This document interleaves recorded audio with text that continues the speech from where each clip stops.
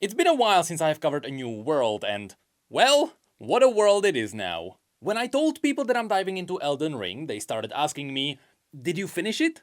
To which I answered, "Yeah, I did." "And how long did it take you?" "A weekend." Or 4. If you're here just to know if this game is worth your money, yeah, I would say so. Hello everyone, I'm Necrit and I am known as the guy who spends far too much time in the lore of League of Legends. Also, I cover news around Riot Games. So if you randomly stumbled upon this video, it might be a bad idea to subscribe. Unless you like League of Legends. I decided to make this video for a couple of reasons. First of all, the lore we are going to talk about is awesome. But also, Elden Ring is a massive success. It has over 900,000 daily players on Steam alone. So it might be over 2 million daily players on all consoles. And that's insane for a single player game. There is no denying this game is a massive success, and that's partially why I wanted to make this video. So, don't worry, I won't show you any spoilers. I am aware of the fact that some people have not played the game yet. And so, whenever you look around, I will only show you the first zone of the game. Don't worry, even the visuals are spoiler free. Now, while I really wanna start talking about how good the lore is first, before that it might be a good idea to talk about the game first. After all, you might be interested in if I even like the game. So, as we mentioned, Elden Ring has a massive player count, but why is that? It is technically an RPG game. You kill monsters, you get loot, you equip the loot, you fight bosses. But it is also a rage game. Have you ever played Getting Over It? It's a game with simpler rules and gameplay, but its obstacles are set up so it's very easy to fail. If you combine an RPG game and a rage game, you get the Dark Souls series. And this series is known for one key aspect. Difficulty is what they would make you believe. You see, if you wanna ask the question, is this game difficult? You should first ask the question, is riding a bike difficult? When you have no idea what you're doing, yes it is. But after only a couple of hours, it is easy. The Dark Souls series is exactly like this. I wouldn't really call this game difficult because in this game, difficulty is a feature. And this thought of the difficulty being a feature is such a unique approach to game design that this spawned its own game genre. A genre now called Soulsborne. It's honestly really hard to describe why difficulty is not really a problem here without you experiencing it. That is one of the reasons why a lot of other games are compared to Dark Souls. It's because Dark Souls was one of the first games to use its difficulty as a game mechanic. Every time you die, you know exactly why you died. The game is never unfair. Every death could have been prevented, and that's why giving this game an easy mode would be silly. Reducing the boss's health by 50% would make the game plain and boring. The very point of the game is that you need to study your enemies and learn their moves. In other games, a boss looks at you and uses their 2 abilities. You then get hit twice and you pretty much know the entire fight. Here, if you enter a boss room, you feel different. Because you're paying attention to how the boss moves and you're trying to figure out what they will do next. I mean, sure, you can call it hard and you may rage, but if you played League of Legends, at least here you know it's all your fault. However, with that said, when it comes to Elden Ring, in the entirety of the Dark Souls series, it is the easiest game. It is by far the friendliest towards new players. And that's one of the reasons why so many players picked it up. Trust me, you'll get into it. My first Soulsborne game was Bloodborne. Whenever I tell this to someone, they always look at me with shock. So don't worry, the difficulty is not that bad and you'll quickly pick it up. Now, when it comes to the RPG elements themselves, from the entirety of the Dark Souls series, Elden Ring is the first game to be open world. But still, it limits some of the areas behind story progression. So it's not Breath of the Wild level of open world. From the very first minute you can't go for the final boss. And surprisingly, it is not too far away from the other Dark Souls games. Technically, those also had decently open worlds. But here you get to ride a mount. When it comes to the environment, it's pretty good. It doesn't drastically change compared to other RPG games, but you can tell the difference when you are entering a new zone. And every now and then there are some really cool vistas. Entering a new zone is always a breathtaking moment. But here's the thing. I often missed these pretty sceneries because every zone has multiple entrances. There are 2 or 3 ways to get into every zone. And because of that, the world may feel a little bit too open. It is actually not that hard to get lost in the world and have no idea where to go next. But the reality is, there are no wrong answers. You can really go wherever you want at any time. Sure, because the zones don't actually scale according to your level, it is possible for you to find a really hard boss. But if you beat that boss, you will gain levels faster, and then if you go to the other zones, all of those will be easier. Just because you are in a harder zone doesn't mean it is bad. If you go through the challenging fights and you actually succeed, the rest of the game will be easier. So yes, the open world feeling a little bit too open is not necessarily a bad thing. It's really subjective. But in my first playthrough, I constantly had about 4 different places where I could go at any time. And the cool outcome of this is that you can also skip bosses whenever you want.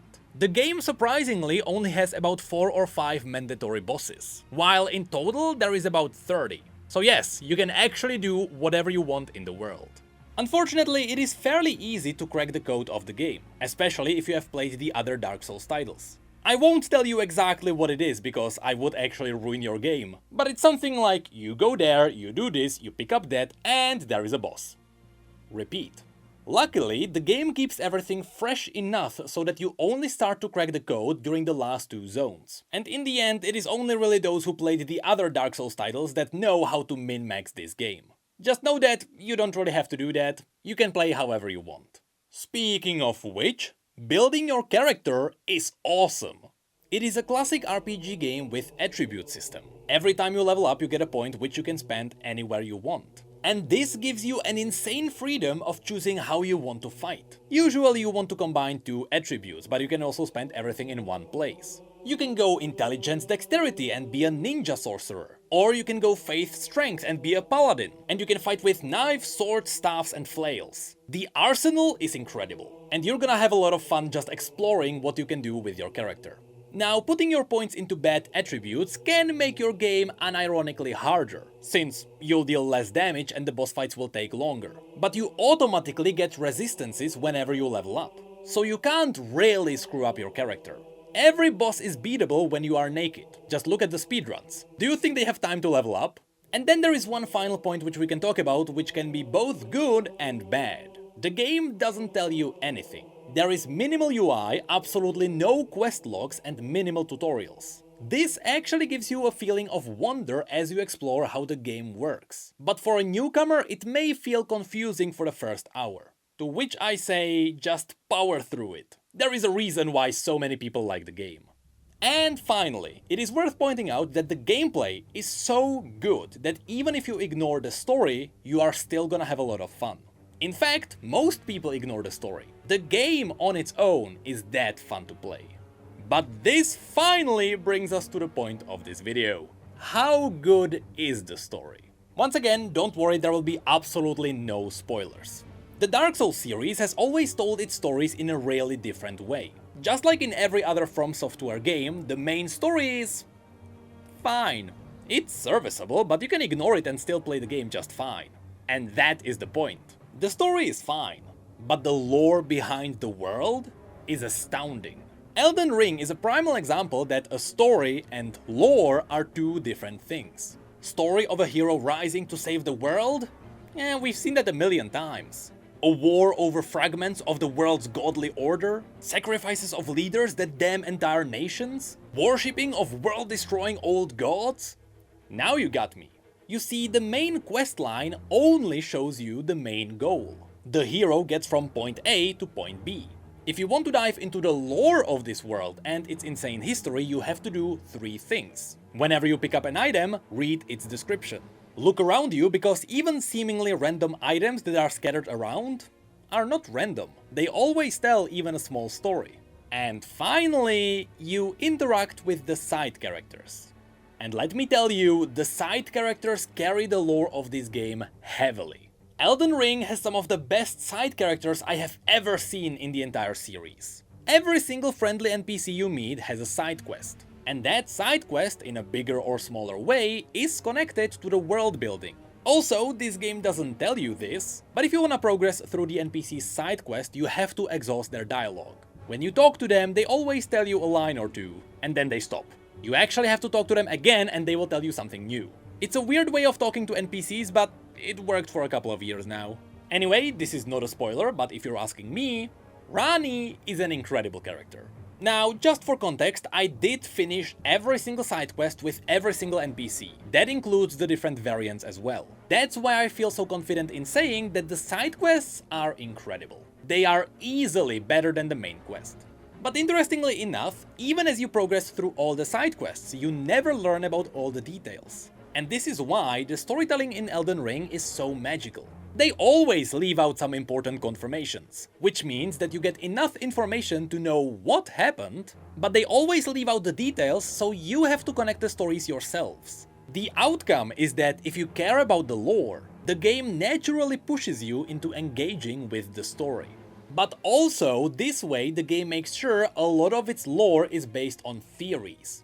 And that is a goldmine for creators and the entire community, since the first thing you do when you get interested in the world is go online and talk about it with other people. It is honestly genius. Speaking of which, one of the reasons why this world has such a rich lore is because From Software got George R.R. Martin to help them write the world. You know, the author behind that. And that shows. Not only did Elden Ring get Martin's iconic attention to world building, but also his own writing is reflecting in the characters. For example, one of Martin's interesting tropes is that he's using real-life scenarios as an inspiration to name his characters. Have you ever wondered why Game of Thrones has so many Roberts? And why there are so many Starks and Lannisters? Sure, it's because these are big royal families. But Martin also confirmed that the reason why so many characters in the Book of Ice and Fire have similar names is because that's how it worked during the medieval times. Everyone was named after their parents, or their grandparents, or their relatives. And well, you can feel the same thing in Elden Ring.